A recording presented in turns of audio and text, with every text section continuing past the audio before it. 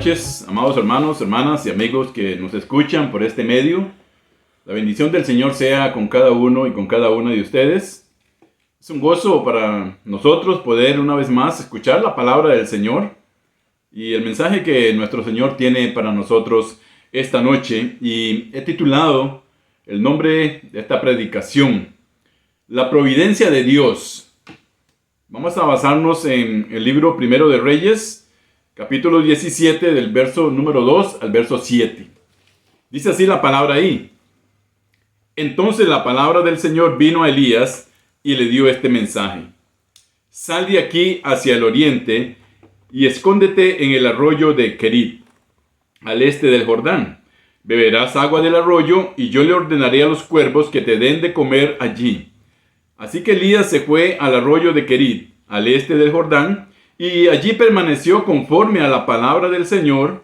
Por la mañana y por la tarde los cuervos le llevaban pan y carne, y bebía del arroyo. Algún tiempo después se secó el arroyo, porque no había llovido en el país por mucho tiempo.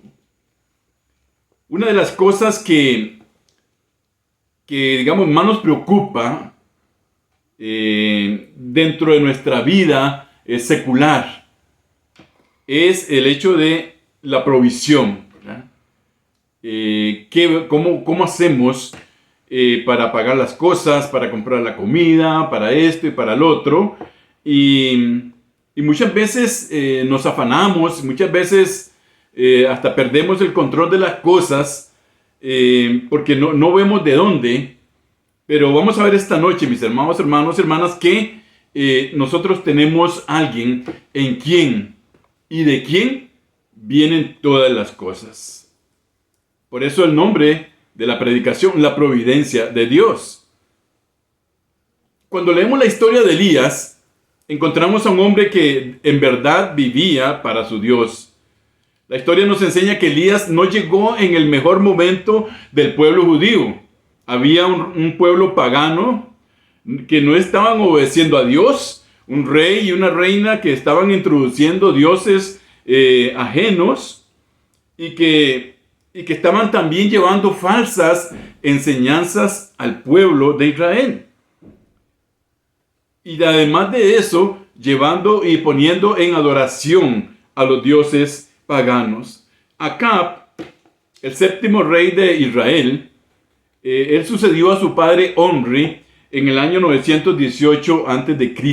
y reinó 22 años sobre el pueblo de Israel. Y dice la palabra ahí en el primer libro de Reyes que hizo lo malo ante los ojos de Jehová. ¿Por qué? Se casó con Jezabel, que era una mujer malvada, una mujer ambiciosa, idólatra, y que por su mala creencia y por su influencia que tenía sobre el rey, fue introduciendo él el culto a los dioses paganos y la adoración a Baal y a Astarot, y el pueblo estaba en medio de un paganismo, un idolatrismo, una falsa enseñanza total. En medio de este panorama llega un hombre llamado Elías, el cual estaba declarando a través de su vida: el Señor es mi Dios, que eso es lo que significa la traducción de su nombre. Elías, al cual le llamaban Tisbita, decir que era oriundo de un pueblo que se llamaba Tisbet, donde nadie lo conocía, era un pueblo muy pequeño, no sabían de dónde estaba. De ahí salió él, pero llevaba un mensaje muy importante y un trabajo también grande para el pueblo que estaba en medio de la idolatría. En medio del relato bíblico vemos que como un hombre que fue tomado por Dios para ser perfeccionado, como Dios lo quería. Veremos a un hombre que en verdad su vida y su ministerio no fue nada fácil, pero él descansaba en Dios. Dios, hermanos y hermanas, nos pule a nosotros precisamente en medio de la lucha, en medio de las aflicciones, en medio de las necesidades. Es cuando Él se muestra en nuestra vida. Por eso nosotros, como hijos de Dios, no debemos de perder nunca de vista el hecho de que no estamos solos. Dios está con nosotros y Él sabe de todas las cosas que nosotros tenemos necesidad. Por eso nuestra confianza debe estar puesta completamente en Dios.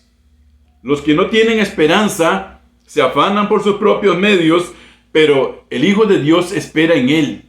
Ahora, yo no quiero decir con esto que simplemente nos sentamos a esperar, ¿verdad? Que el Señor nos traiga las cosas. No, tenemos que buscar, tenemos que luchar, tenemos que trabajar, pero ante todo Él quiere que nosotros le reconozcamos a Él como el proveedor de todas las cosas de nuestra vida, no solamente espiritualmente, sino también materialmente y con la familia y con todo lo que nos rodea. Por eso es que el Señor, hermano, precisamente a nosotros, Él nos pule, Él trabaja, Él nos moldea cuando nosotros estamos en medio de la lucha. Si usted y yo no entramos a la lucha, no entramos a hacer lo que el Señor nos mandó a hacer, Él no va a tener la oportunidad de pulirse con nosotros. Él no va a tener la oportunidad de mostrarse. Él no va a tener la oportunidad de respaldarnos en las cosas que vamos a hacer.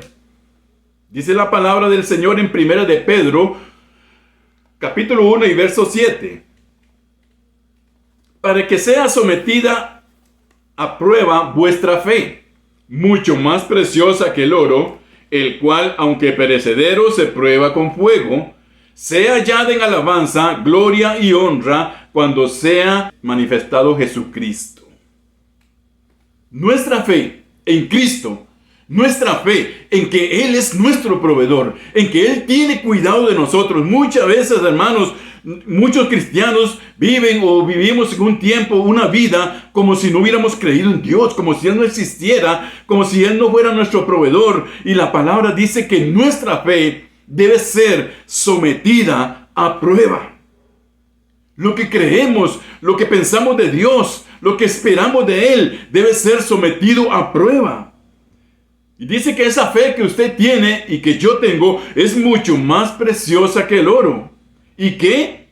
Que debe ser hallada, oigan mis hermanos y hermanas, debe ser hallada la fe suya y la mía en alabanza, en gloria y honra cuando Él sea manifestado. Gloria sea al Señor por su palabra. ¿Qué quiere decir con esto, hermanos? Que Dios necesita probar nuestra fe. Pero Él nos prueba cuando nosotros damos el paso y entramos en la lucha.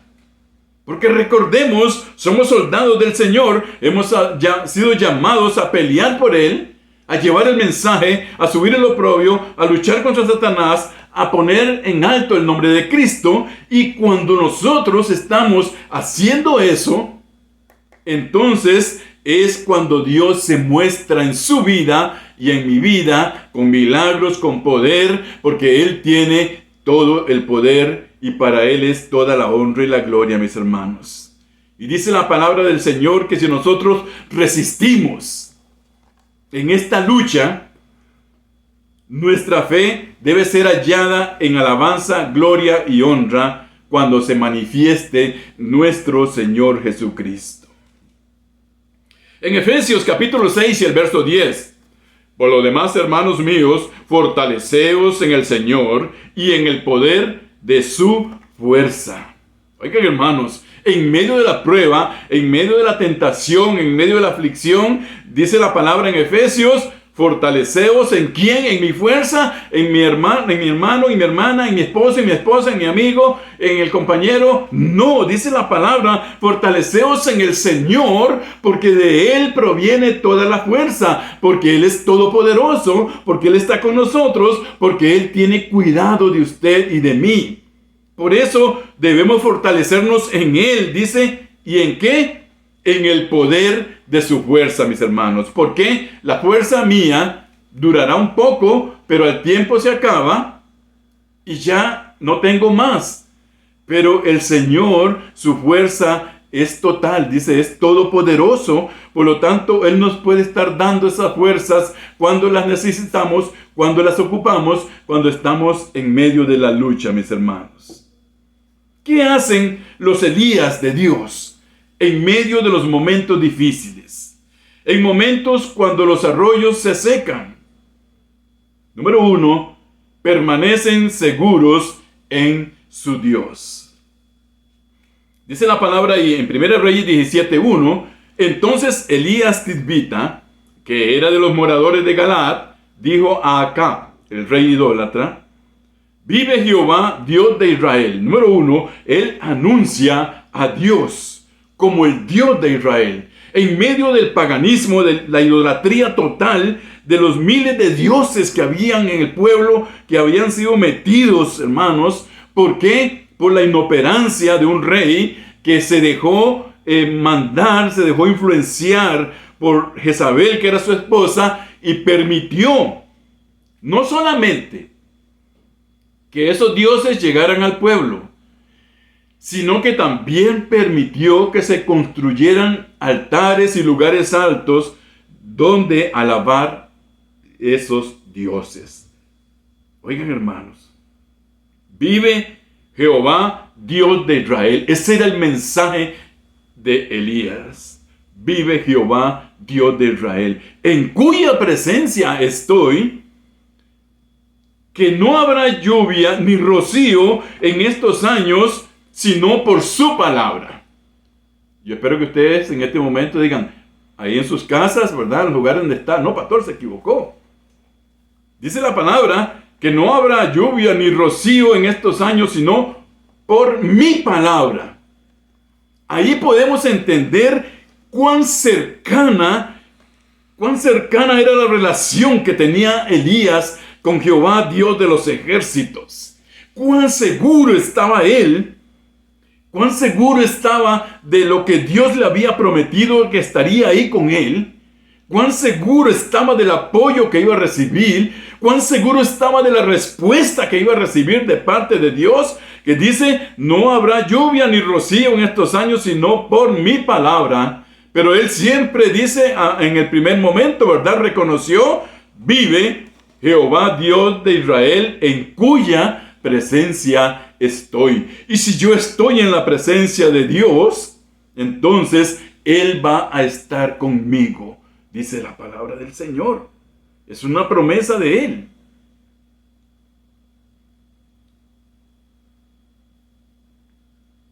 Dios, hermanos, nos desafía a nosotros y nos anima a vivir para Él.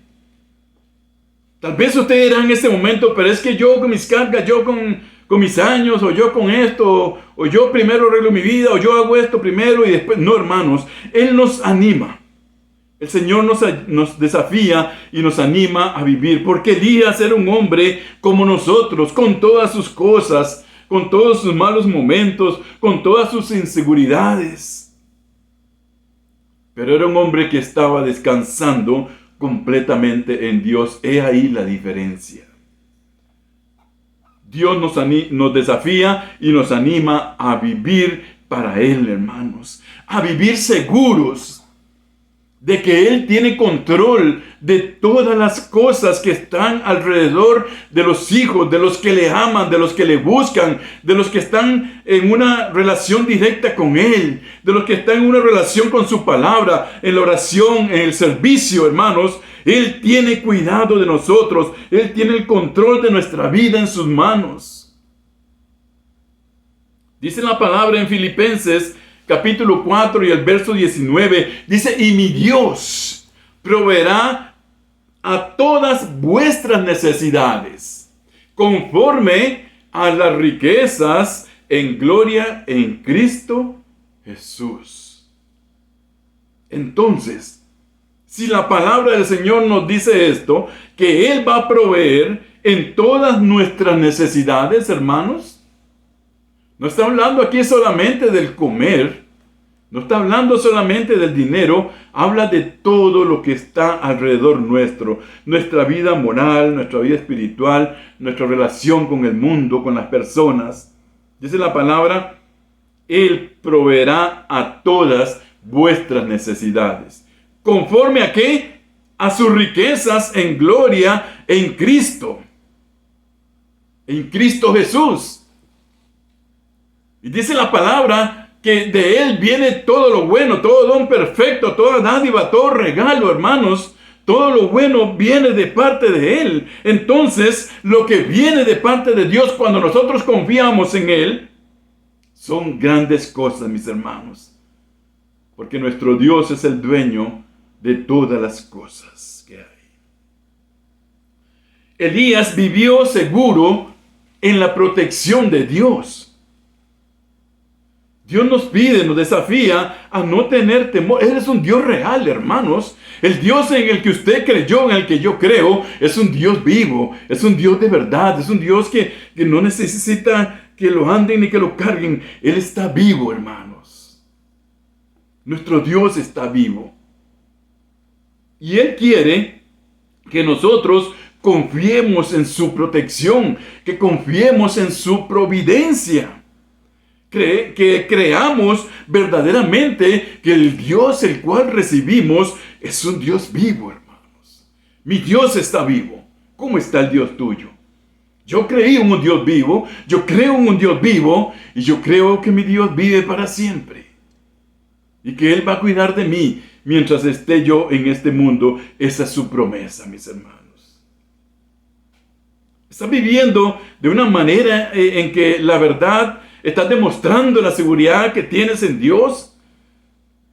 ¿Estás viviendo y confiando en la protección de Dios y en el cuidado que Él tiene para ti? ¿O estás afanándote? ¿Estás buscando por tus fuerzas y no en sus fuerzas, conforme a las riquezas en Cristo Jesús? Dice la palabra en el Salmo número 3. Es un salmo muy precioso, hermanos. Un salmo de alabanza, de victoria. Oh Jehová, cuánto se han multiplicado mis adversarios. Es salmista. Muchos son los que se levantan contra mí. Muchos son los que dicen de mí, no hay para él salvación en Dios. Jehová, eres escudo alrededor de mí, mi gloria y el que levanta mi cabeza. Con mi voz clamé a Jehová y Él me respondió desde su santo monte. ¿Cuántos creemos esto, mis hermanos? ¿Cuántos decimos aleluya? Alabado sea el nombre de Dios. Porque cuando clamamos con fe en Él, dice que Él nos responde desde su santo monte, desde su monte santo. Y decía el salmista, yo me acosté, no sé qué tengo para mañana, no tengo nada, pero él dice, yo me acosté y me dormí y me desperté, porque Jehová me sustentaba. Gloria sea su nombre, gloria sea su palabra. No temeré a 10 millares de gentes que pusieren sitio contra mí. Levántate, Jehová, sálvame, Dios mío, porque tú heriste a todos mis enemigos en la mejilla. Los dientes de los perversos quebrantaste. La salvación es de Jehová. Sobre tu pueblo sea tu bendición. Gloria sea al Señor por su palabra, mis hermanos. El cristiano que está seguro y que espera en la providencia de Dios, obedece a Dios. Y está seguro que Dios trae para él lo mejor. A Elías le dice el Señor en 1 Reyes 17:3, apártate de aquí, vuélvete al oriente y escóndete en el arroyo de Querit. Oigan, hermanos, Elías acababa de pronunciar por la autoridad de Dios que no iba a llover sobre la tierra en varios años. Y Dios le dice, vuélvete al oriente y escóndete en el arroyo de Querit, que está frente al Jordán. Beberás del arroyo, y yo he mandado a los cuervos que te den allí de comer. Ahí está la providencia de Dios. Y él fue e hizo conforme a la palabra de Jehová, pues se fue y vivió junto al arroyo de Querit, que está frente al Jordán, y esperó. Vamos a pensar en esto, mis hermanos. Dios le dice a Elías, empezaba una sequía, vete al lado de un arroyo en tiempo de sequía. A veces suena tal vez como contradictorio, ¿verdad? Pero para el Señor nuestro no lo es, porque Él es un Dios poderoso, porque Él es un Dios que Él empieza precisamente a trabajar donde nosotros no podemos, hermanos.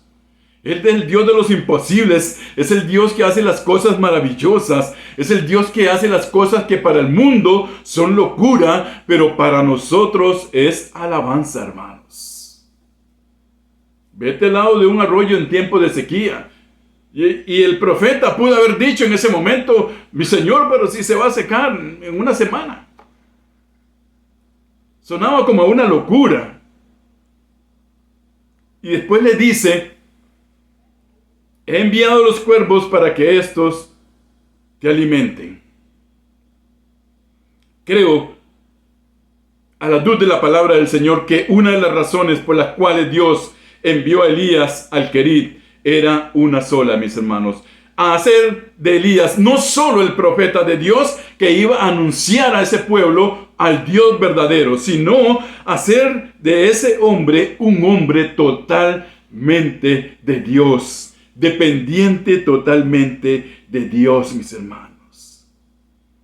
Por eso es que el Señor va a trabajar con nosotros cuando entremos en la lucha, hermanos. Cuando usted se decida a predicar, cuando usted se decida a testificar, cuando usted se decida a estudiar la palabra más y más, cuando se decida a orar, cuando se decida a visitar, cuando se decida a tener compasión, misericordia por los hermanos, el Señor va a empezar a formarnos. Y no solamente quiere un hombre que le sirvamos, Él quiere que usted sea una mujer de Dios y que usted sea un hombre de Dios, que yo sea un hombre de Dios, mis hermanos.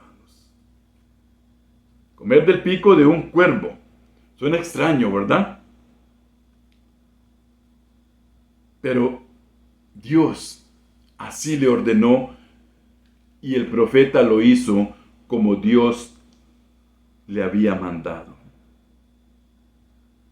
Proclama, le dice el Señor, que no habrá más lluvia, habrá sequía, todo se morirá, ya nada producirá alimento, pero yo te voy a alimentar en medio de tus necesidades, yo voy a tener el control en mi mano y vas a ver mi gloria.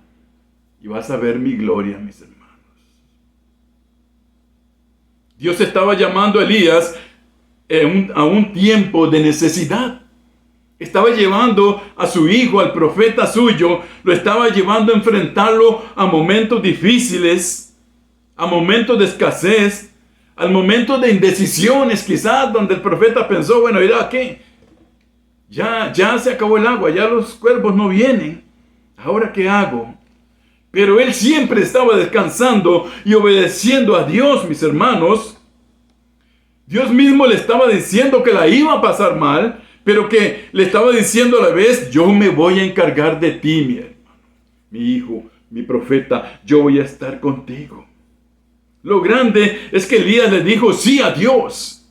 Estuvo dispuesto a irse al arroyo, a disfrutar de la sequía y estar seguro de la provisión de Dios, mis hermanos.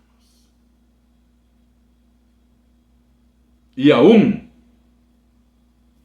verso después, capítulo después, vemos cómo Dios le saca de ahí, nada más le voy a hacer ahí, y lo lleva hasta donde una viuda que se estaba muriendo de hambre con su hijo, y ese hombre que acababa de pasar por todas las necesidades, por todas las pruebas, por todo lo que había visto, llega a ser bendición para esa viuda y llena esa casa de bendición, y su hijo también es sanado por el poder de Dios.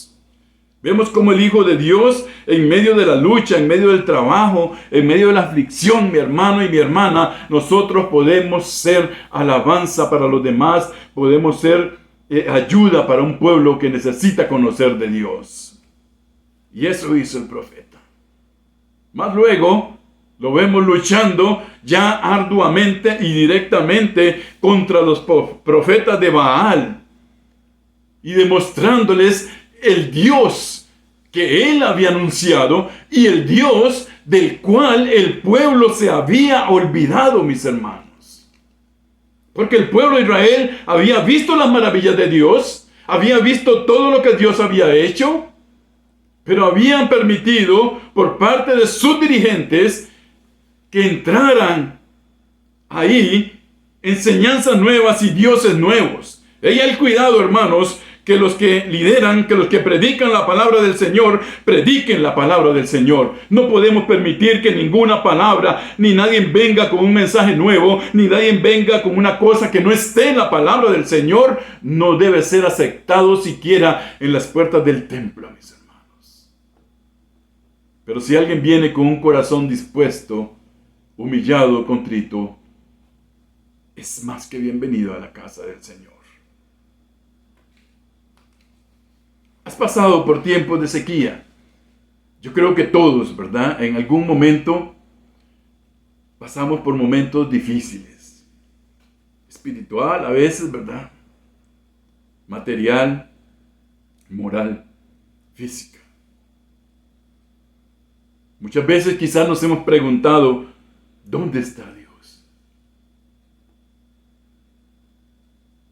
Muchas veces quizás hubieron momentos en que le hemos cuestionado al Señor. Bueno, ¿dónde estás? ¿Por qué me está pasando todo esto? ¿No estás viendo mi necesidad? ¿Dónde te metiste? ¿Por qué me abandonaste? ¿Por qué me has dejado? Alguna vez quizás pensamos alguna de estas quejas contra Dios.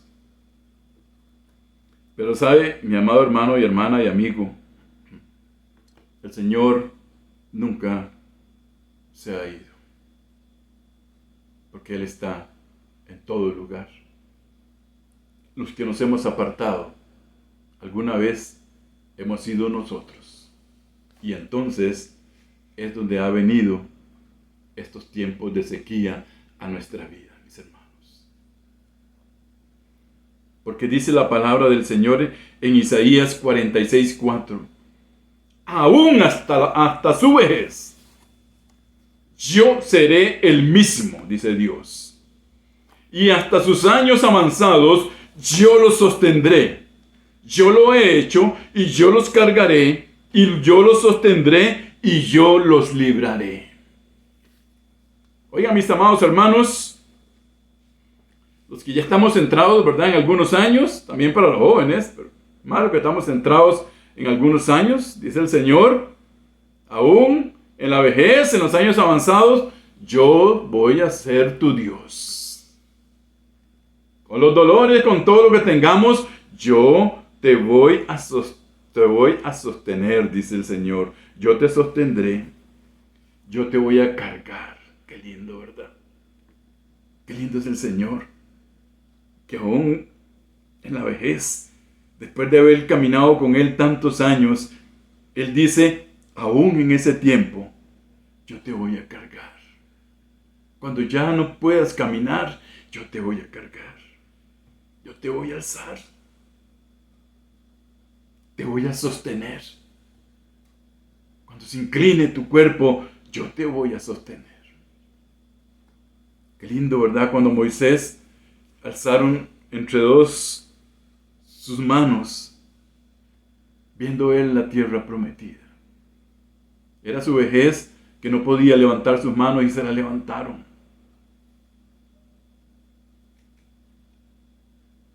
Ahí dice el Señor, yo también te voy a sostener y te voy a librar de todo mal.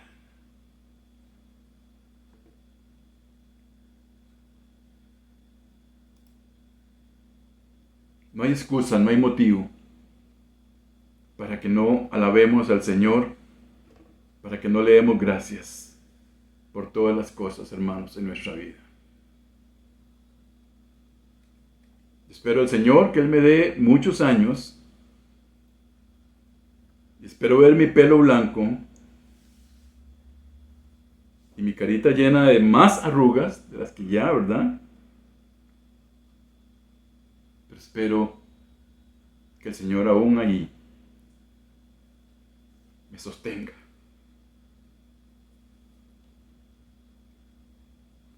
Me cargue. Me libre. Y que yo pueda predicar la palabra del Señor. La promesa está en su palabra. Yo creo en su palabra y creo que es verdad.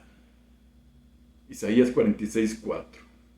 En medio de las situaciones difíciles, ¿no te has dado cuenta que Dios nunca te ha dejado, hermano y hermana?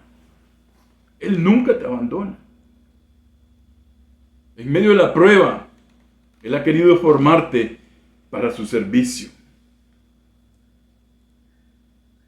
En la palabra del Señor encontramos a este hombre que pasó por la sequía, que pasó por la necesidad, tiempo donde parecía que Dios no estaba, pero él siguió confiando en el Señor, mis hermanos. Él siguió teniendo su confianza, descansando en Dios, en el Dios que lo había enviado a llevar ese mensaje a su pueblo que estaba perdido, que estaba metido en todas estas cosas que a él no le agradaban. Dice la palabra en el Salmo 42:5, ¿por qué te desesperas, alma mía? ¿Y por qué te turbas dentro de mí? Espera en Dios. Oigan, hermanos,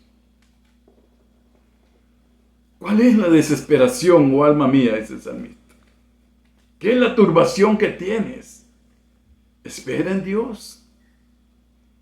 Pues dice la palabra del Señor, pues sé de alabarlo otra vez. El salmista también había pasado, hermanos y hermanas, por muchas cosas, había pasado por muchos momentos difíciles, y en este momento estaba recuperándose, hermanos, y él dice, he de alabarlo otra vez, como lo había hecho antes.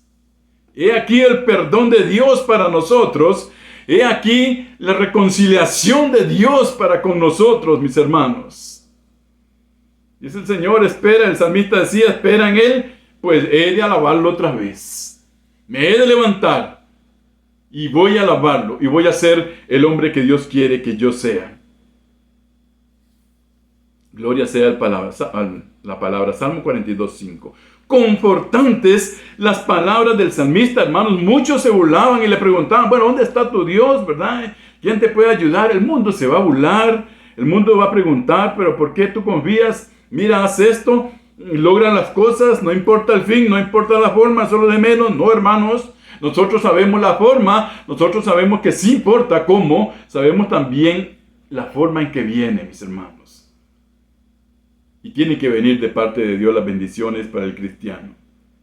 Tiene que venir de parte de Dios.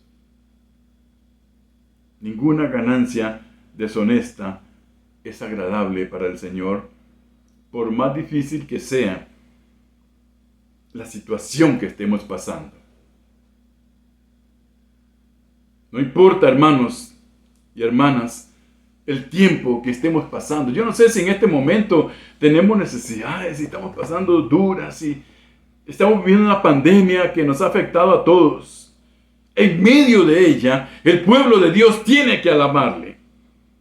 No importa, hermanos, si la situación es difícil, no importa si ya no tienes nada, no importa si te parece que Él te abandonó, no te desesperes, Él está a tu lado, Él no te deja, Él no te abandona, Él te cuida, Él es tu proveedor, es tu ayudador. Alégrate en Dios. Clama a Él y Él te responderá, dice Jeremías 33:3. Clama a mí, yo te responderé, y no solamente te voy a responder, sino te voy a enseñar cosas grandes y ocultas que tú no conoces. Pero el Señor dice, clama a mí, búscame a mí, confía en mí, y yo te voy a responder. Es más, te voy a enseñar más cosas de las que hasta este momento tú conoces. Los hijos de Dios que confían en su providencia permanecen obedientes a su Dios. Primero de Reyes 17:8. Vino después a él la palabra del Señor diciendo, levántate, ve a Sarepta, que pertenece a Sidón, y quédate allí. Yo he mandado una viuda allí que te sustente. Oigan, no era que él llegó, ¿verdad? Pues no, ya el Señor lo había preparado. Ya el Señor tiene preparado la respuesta para tu necesidad. Ya el Señor tiene preparado el dinero que te hace falta, la comida que te hace falta, hermano y hermana. Solamente alábale, como dice el salmista. Dile a tu alma, espera en Él. No te abatas, no te turbes. Alábalo. Ya el Señor había preparado ahí, ya había hablado con una viuda, ya la había preparado para que sustentara a su siervo. Y él se levantó, hermanos, obedeciendo a la voz de Dios, y fue a Sarepta. El Hijo de Dios, que cree y espera en su providencia, obedece en medio de las pruebas, mis hermanos. No se sorprendan del fuego de prueba que en medio de ustedes ha venido para probarlos, hermanos. Como si alguna cosa extraña les estuviera aconteciendo. O sea, que esa es la palabra del Señor. Si está siendo probado, no te extrañes. En la palabra está escrita, Él nos va a trabajar en sus manos como el alfarero trabaja en con el barro. Y va formando, ¿verdad?, lo que Él quiere, a la forma que Él quiere, en la forma que tiene en su mente. Así es Dios con usted y conmigo. Así que no nos extrañemos si Él nos lleva a una prueba. Siempre es para moldear nuestra vida, para que crezcamos, para que seamos mejores hijos e hijas de Dios. Antes bien, en la medida en que se comparten los padecimientos de Cristo, regocíjense para que también en la revelación de su gloria se regocijen con alegría. Primera de Pedro 4, 12 y 13. Entonces, hermanos, vemos aquí el mensaje de Dios. Al igual que el profeta, ¿verdad?, confía en el Señor. Al igual que el salmista se regocija en el Señor por lo que pasó y por lo que estaba pasando, también nos dice a nosotros, regocíjense. ¿Para qué? Para que también en la revelación de su gloria se regocijen con alegría. O sea, hermanos, si hay pruebas, si hay aflicciones, si hay persecución, si hay todas las cosas que la palabra del Señor dice que vamos a sufrir por la causa de Cristo, dice el Señor, regocíjense. Regocíjense. Para que cuando Él se manifieste, también nos regocijemos con alegría. Las pruebas, mis hermanos, los mandatos que Dios tiene para nosotros, son usadas para Él para perfeccionarnos y llegar a ser semejantes a Él. Si no, Pablo no lo hubiera hablado, no hubiera quedado escrito. Sed imitadores de mí como yo de Cristo. Y Dios quiere que nosotros crezcamos y que vayamos siendo cada día más semejantes a Él.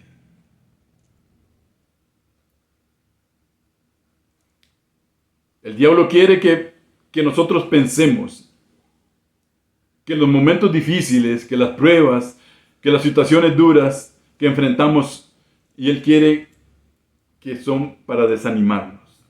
Él quiere que pensemos que son para desanimarnos, para derrotarnos, para aplastarnos, para pisarnos. Pero hemos visto en Dios que para el Señor es sacarnos, ¿verdad?, como el bronce, como el oro fundido, limpio, puros, para su honra y su gloria. La verdad es que cada situación difícil que enfrentamos en nuestra vida es una oportunidad, mis hermanos, para crecer en nuestra relación con Dios, para acercarnos a Él. El diablo dice, aléjate, ve a ver cómo haces. No, Dios dice, ven a mí, habla conmigo. Yo te voy a responder y te voy a mostrar grandes cosas. Te voy a mostrar quién es tu Dios. Te voy a demostrar en quién has creído. Eso es lo que Dios quiere. Y cuando pasamos por las pruebas, por las situaciones, por los momentos difíciles, hermanos, podemos crecer en nuestra relación con Dios. Y así podemos llegar a conocer mejor al Dios de Elías. A este Dios que llevó al profeta en medio de un pueblo convulso, de un pueblo lleno de pecado, en medio de un pueblo que posiblemente querían matarlo, y además en alguna ocasión así era. Pero el Dios de Elías estaba con él. Y es el mismo Dios que usted tiene y que yo tengo, y Él ha prometido que estará con nosotros, mis hermanos. Como leímos al principio, desde antes, ya Él sabe cuál es nuestra necesidad. Ya Él sabe qué necesitamos. Y sabe también en la medida en que nos va a responder conforme, dice, a sus riquezas en Cristo Jesús. Pensemos en esto, hermanos. Todo lo que pasó Elías para él no era fácil. Mientras estuvo en el arroyo tomó agua, cuando se secó se puso difícil. Él dormía en una cueva. Los hombres y mujeres de Dios, cuando el arroyo se seca, cuando vienen las pruebas, están dispuestos a seguir adelante y se mantienen obedientes en medio de las pruebas, hermanos. Yo he tenido la oportunidad de conocer muchas personas que con el pasar de los años han llegado a Dios, se han gozado de las bendiciones de Dios. Pero cuando vienen los momentos difíciles, cuando los arroyos se secan, enseguida se les ve desobedeciendo, temblando, flaqueando y apartándose de Dios. Y los vemos alejarse. Y Dios pide todo lo contrario a esto en nuestra vida. Hermano y hermana, el proceso, los momentos difíciles nos van a llevar a conocer más al Dios en el cual nosotros hemos creído. A entender que el Dios que usted ha creído y yo he creído es un Dios real, es un Dios vivo. A entender que Él está a tu lado, está a mi lado. Que Él nunca nos va a dejar.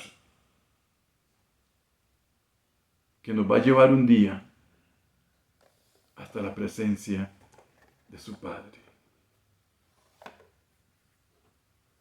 Bellas palabras, termino con esto. Las de Job, al finalizar el proceso por el cual él pasó, hermanos. Job fue probado hasta lo máximo. ¿Tuvo momentos difíciles? Sí. Pero después de pasar todo ese proceso, en el cual Dios lo llevó, permitiéndole a Satanás tocar ciertas cosas, mas no su vida. Y él dice en el verso 42, en el capítulo 42 y el verso 5. De oídas te había oído, pero ahora mis ojos te ven. Antes, yo no sé qué tan bien está usted. Puede que usted esté muy bien económicamente, puede que esté muy bien en su familia, pero sabe, Job estaba lleno de riquezas. Y él dice, con todo lo que yo tenía, te había oído, mas luego que me hiciste pasar y me sacaste a bendición, ahora mis ojos verdaderamente te ven. Ahora mis ojos te pueden ver. Ahora mis ojos ven que el Dios que me llevó a eso estaba conmigo, que nunca me dejó, que Él tenía cuidado, que repuso el doble o el triple de lo que en ese momento de prueba me quitó. Ahora mis ojos te ven. Ojalá que nosotros podamos decir, hermanos y hermanas, después de pasar las pruebas, después de salir de las necesidades, de las aflicciones, Señor, yo solamente te había oído, pero de verdad que ahora te veo. De verdad que ahora te veo. Ahora he visto tu mano. Ahora sé que estuviste conmigo. Ahora sé que siempre tuviste el control de tu vida y de mis necesidades en tus manos. Guardémonos este verso para recordarlo, ¿verdad? Para tenerlo ahí. Dice en la versión, la Nueva Biblia Latinoamericana de hoy: he sabido de ti solo de oídas, pero ahora mis ojos te ven.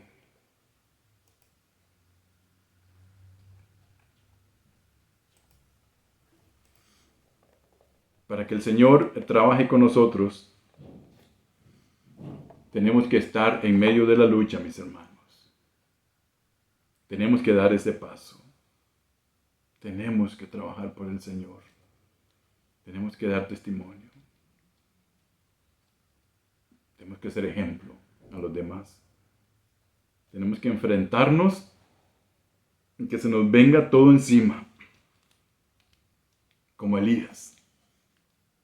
Pero que nuestra confianza esté puesta completamente en Jehová de los ejércitos, en el Dios Todopoderoso que está con nosotros.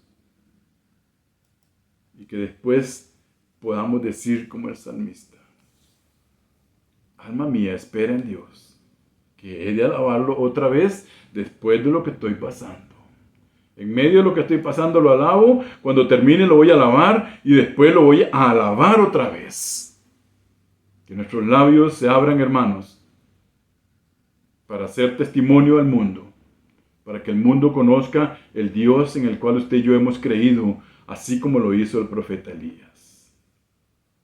Dios traiga bendición sobre cada uno de ustedes. No olvidemos nunca que Él es nuestro proveedor, que Él tiene la providencia para nosotros en su momento, en el momento preciso, hermanos. Llega el Señor para nosotros. Yo sé que muchos de nosotros hemos visto la mano de Dios poderosa moviéndose en nuestra vida, pero ¿sabe algo? Falta mucho más. Dice el Señor: te voy a mostrar cosas grandes y ocultas que tú no conoces. Solamente búscame, llámame, y yo haré esto de ti. Dios bendiga su palabra. Que la bendición esté con cada uno de ustedes. Vamos a orar. Amado Dios, bendito Padre, estás en los cielos, santificado sea tu nombre. Señor, queremos darte gracias porque tú nos salvaste, porque tú nos cuidaste, Señor, en muchas cosas, en muchos momentos. Tu mano ha ido delante de nosotros y no nos hemos dado quizás ni cuenta. Gracias, Señor, porque nos sostuviste por la mano. Nos llevaste, Señor. Que nos has hecho pasar, Señor, como decía la palabra en el Salmo, por valles de muerte hemos pasado tomados, pero ahí dice: nos infundiste aliento, nos llevaste a pastos mejores, Señor, porque sí sabemos siempre que nos pruebas, que nos pules, Señor, es para bendición de nuestra vida. Gracias, Señor. Gracias porque este hombre tuyo, este profeta Elías, tuvo el valor de llevar tu nombre en medio de un pueblo perdido. Danos el valor también a nosotros, Señor, para decirle a este pueblo que está perdido también, lleno de idolatría, lleno de dioses, lleno de cosas, que tú eres el único Dios y que en tu presencia nosotros estamos. Gracias, Señor, por tu palabra. Bendice. En el nombre de Cristo Jesús. Amén. Bendiciones, amados hermanos y hermanas.